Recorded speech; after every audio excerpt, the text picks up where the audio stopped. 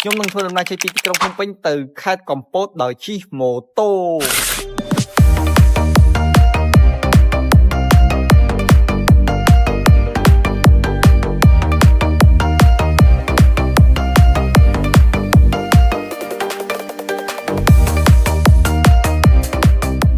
ឥឡូវនេះយើងមកដល់កន្លែងឈប់សារ៉ាបាទគឺនៅហាងកាហ្វេមួយកន្លែងគឺនៅដៃសយ៉ាមែនទែនបាទគឺនៅជាប់ជើងភ្នំដំណងគឺទេសភាពគឺអែមខប់សេរីការធ្វើដំណើររបស់ខ្ញុំនេះដែរគឺឆ្វែទៅខាងខេត្តកែបហើយបានបកទៅខាងខេត្តកំពតវិញបាទហើយកន្លែងដែលខ្ញុំកំពុងឈប់សម្រាកនេះដែរគឺនៅជាប់គ្នាជាមួយនឹងផ្លូវរថភ្លើងតែម្ដងបាទដែលមានរថភ្លើងកំពុងតែធ្វើដំណើរដល់វែងនៅអមជាមួយនឹងទេសភាពដ៏ស្រស់ស្អាតតែម្ដងបន្ទាប់ពីធ្វើដំណើរអស់រយៈពេលយ៉ាងយូរឥឡូវនេះខ្ញុំបានធ្វើដំណើរមកដល់ខេត្តកែបហើយបាទហើយកន្លែងដែលខ្ញុំត្រូវទៅមុនគេនោះគឺផ្សារបាទគឺខ្ញុំត្រូវទៅរកទិញម្ហូបគ្រឿងសមុទ្រយកមកញ៉ាំមកដល់ផ្សារបាទមកដល់ហើយរោចូលក្នុងផ្សារសិនរយញ៉ាំបាទដល់ពីមកដល់ផ្សារឥឡូវកំពុងភាសាគ្នារើមហោហើយបាទមិនដឹងจะទិញអីប្រកបមិនដឹងទិញមឹកបកាឬក្តាមមកពងភាសាគ្នារោវាយគ្នាផ្អើផ្សារទៅដល់ឥឡូវនេះយើងមកជួកន្លែងគេដើម្បីបរិភោគអីសិនបាទគឺដោយសារតែពេលមករហូតដល់ឥឡូវគឺយើងអត់ទាន់បានបាយចូលពោះមកគ្រាប់ទេហូបបាយឆ្អែតហើយឥឡូវនេះយើងបានធ្វើដំណើរទៅមុខទៀតហើយបាទជាមួយនឹងផ្លូវដ៏សែនវេទនារបស់យើងដោយតែពាក្យគេនិយាយថាវេទនាហើយទើបសប្បាយតាមក្រោយសូមកាត់ចូលមកដល់កន្លែងហែទឹកតែម្ដងបាទដោយសារតែគេអត់បានឲ្យយើងប្រម៉ូទកន្លែងគេទេដូច្នេះហើយយើងមកដល់ហែទឹកយោតែម្ដងមកបាទចូលហងទឹកហើយបាទ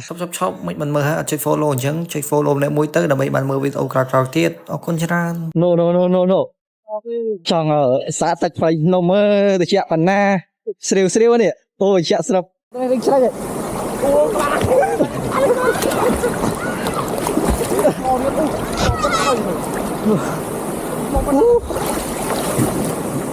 ចាក់កណូតបាទចាក់កណូតអូរបូតខោអង្គុយសិនបាទរបូតខោខោគឺគួរឲ្យបាក់ឡងអើយអេគេរៀនហែទឹកមកគូត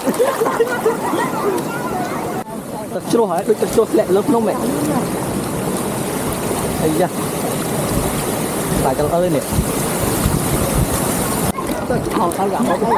ខែទឹកដៃមួយវិញណែអូ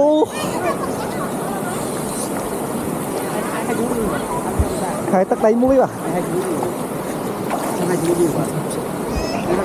តើពីហែទឹកអស់រយៈពេលកន្លះម៉ោងហើយឥឡូវដល់វាអង្គុយហិតប្រេងខ្យល់ហើយបើមើលទៅមុខមួយស្ពេញហើយដាក់មីម្នាក់មួយកំប៉ុងសិនមកដើម្បីបើកម្លាំងហើយវីដេអូក៏មានតែប៉ុណ្្នឹងដែរបាយបិទ